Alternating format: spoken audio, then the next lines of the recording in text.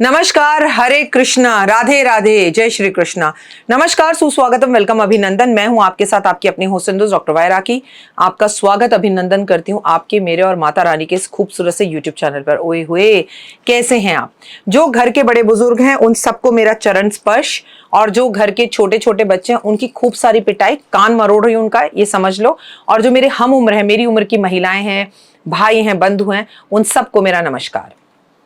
देखिए, आप अपना बहुत खास ख्याल रखिए। केतु का साल है, सर पर कपड़ा नहीं भी बांधा तो बुरे ख्याल आएंगे। बार बार जीवन में ऐसा होगा कि मन नहीं लग रहा, ऐसी स्थितियां उत्पन्न होंगी, तो उन पर हमें खुद को कंट्रोल करना है। भाई मन नहीं लग रहा, ऐसा केतु हमें भ्रमित करेगा बार बार। ऐसा अगर आपके साथ हो तो खाटू श्याम नरेश को याद करो, खाटू श्याम के थोड़ी देर भजन सुन लो और सानिध्य में अपनी बहन या भाई के बैठ जाओ, क्योंकि रिश्तों की अहमियत बताता है हमें वक्त। आज हम कृष्ण जन्माष्टमी के बारे में बात करने वाले हैं। वैसे तो मैं कृष्ण जन्माष्टमी के बारे में आपके साथ एक सीरीज ही पूरी शेयर कर चुकी हूं, और मैं 1 सितंबर से 2 मिनट का उपाय जिंदगी बदल जाए में आपके साथ कृष्ण जी के बहुत सारे उपाय बताने जा रही हूं। लेकिन किसी ने मुझसे कहा धन में वृद्धि के योग हो और देवी लक्ष्मी घर से बाहर ना जाए, कृष्ण जन्माष्टमी पर आप राखी जी कुछ ऐसा उपाय बताएं। तो फिर मैंने सोचा चलिए कृष्ण जन्माष्टमी पर धन लक्ष्मी के लिए हम कोई उपाय बता देते हैं। लेकिन अगर आपके पास धन वर्षा पोटली है, और इस बार आप ये नहीं कह सकते कि महंगी है, क्योंकि मैंने आपके लिए इस बार 3-3 धनवर्षा पोटली बनाई है, बड़ी पोटली, छोटी पोटली, पॉकेट पोटली। तो जिसकी जैसी आर्थिक स्थिति हो, अभी भी पोटली अगर आपको चाहिए और अगर हो तो मिल सकती है, क्योंकि पेमेंट तो हम सिर्फ 30 सितंबर तक ही ले रहे थे। लेकिन अगर आपको पोटली चाहिए तो एक बार आप पूजा या अन्नू को कॉल कर कर पूछ जरूर लीजिए क्या आपको अभी पोटली मिल सकती है। कृष्ण जन्माष्टमी 6 तारीख को है या 7 तारीख को, इसको लेके बड़ा विवाद है।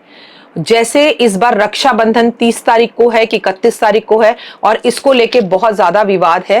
तो अच्छा माइक उतार, इसको लेके बहुत ज्यादा विवाद है और परेशानियों का सामना करना पड़ रहा है, कंफ्यूजन रह रही है। तो शायद ऐसी कुछ कंफ्यूजन हमें जन्माष्टमी पर भी देखने के लिए मिल सकती है। मैं अपना सही पक्ष 3 या 4 तारीख को लाइव आकर आपको बता दूंगी कि आपको कृष्ण जन्माष्टमी किस दिन मनानी चाहिए। और मैं कहती हूँ ओए होए, इसमें क्या प्रॉब्लम है, 2 दिन मना लो। कृष्ण का जन्मदिन तो पूरे साल मनाया जा सकता है, उनके बिना तो जीवन का उदय ही नहीं हो सकता। मैंने और देव ने अभी हॉटस्टार पर पूरी महाभारत दोबारा से देखी, पूरी महाभारत। और यकीन मानिए, मतलब मैं चाहती थी कि देव देखे और संस्कारों को सीखे। कृष्ण जी जो उसमें समय समय पर हमें शिक्षा देते हैं, उस जो ज्ञान देते हैं उस ज्ञान को समझे। और मैंने उसलिए उसके साथ समय बिताया, उसने सीखा, मैंने कहा देखा भगवान ने क्या कहा। बड़ी अच्छी अच्छी उसके अंदर जो है ना एग्जाम्पल्स दिए जाते हैं, वो एग्जाम्पल मेरे बच्चे को पता होने चाहिए। तो मैंने देव के साथ सानिध्य में जुड़कर पूरी महाभारत देखी। आपके पास अगर टाइम हो, डेली सोप के प्रोग्राम्स देखने से और एकता कपूर के सीरियल देखने से बहुत अच्छा होगा कि आप महाभारत देखें। और क्या कैरेक्टर्स हैं, और यकीन मानिए करण से तो आपको प्यार ही हो जाएगा, अभिमन्यु से तो आपको प्यार ही हो जाएगा। उसके हर कैरेक्टर के अंदर आपको कुछ ना कुछ सीखने के लिए मिलेगा। इवन नेगेटिव में भी कुछ सीखने के लिए मिलेगा और पॉजिटिव में भी कुछ सीखने के लिए मिलेगा। कि अगर आप नेगेटिव हैं तो भी आप अपनी नकारात्मकता पर कितनी ईमानदारी से काम करते हैं। और अगर आपको लोग भ्रमित करते हैं, एक एक चीज महाभारत में उस टाइम पर जो हुई वो एक्चुअली कलयुग में हो रही है, घर घर हो रही है, जगह जगह हो रही है। तो वो चीजें उस टाइम पर हो चुकी हैं और हमारी आंखें खोलती हैं।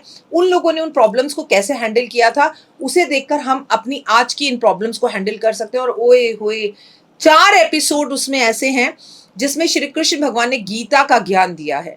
गीता पढ़ने का मन नहीं करता ना, तो जाकर उसे सुन लीजिए। जन्माष्टमी की बात करेंगे, लेकिन हमेशा की तरह अपने कार्यक्रम की शुरुआत बिलीव इन करवा।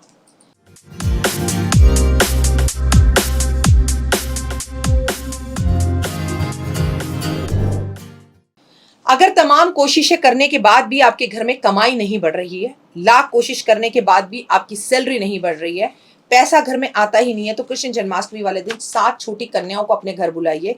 उत्तम तो ये होगा कि मखाने की खीर बनाकर इन बच्चियों को खिलाई जाए।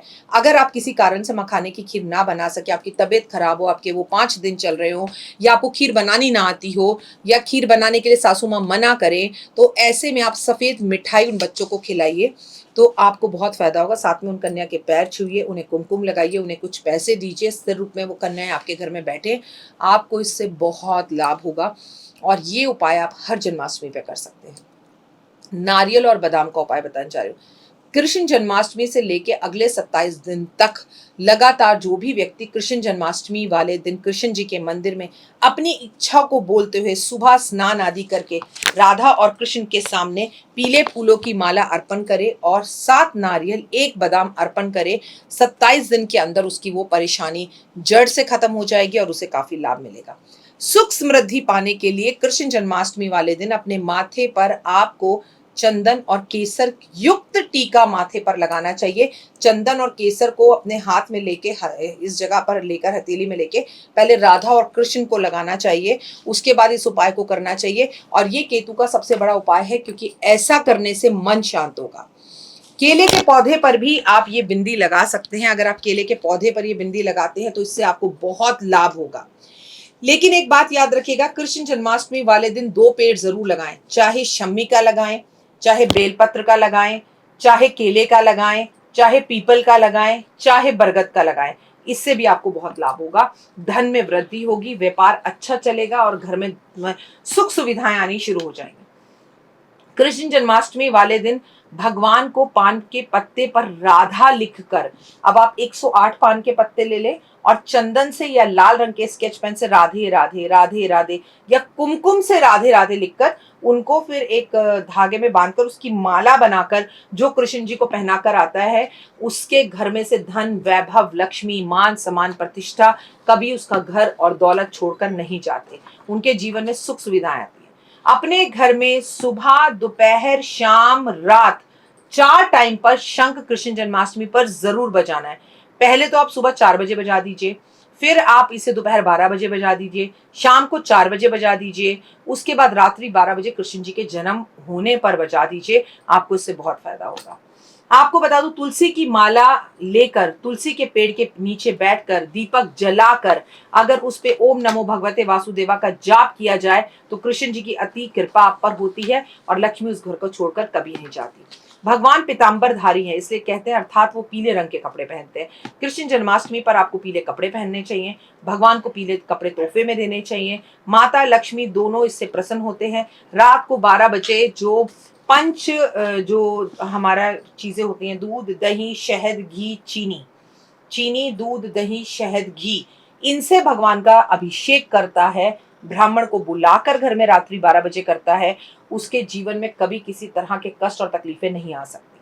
जो रात्रि 12 बजे तुलसी के सामने दीपक जलाकर 108 परिक्रमा तुलसी की करता है, परिवार के साथ करता है, अकेले करता है, उसके जीवन में कभी किसी चीज की तकलीफ या कष्ट नहीं आ सकते। आप सभी को कृष्ण जन्माष्टमी की हार्दिक शुभकामनाएं। कृष्ण जन्माष्टमी 6 को है, 7 को है, कब मनानी है, क्या है मुहूर्त, क्या है, कब रखना है व्रत, सब कुछ मैं 3 और 4 तारीख को लाइव आके आपको बताऊंगी। फिलहाल दीजिए इजाजत। जय माता।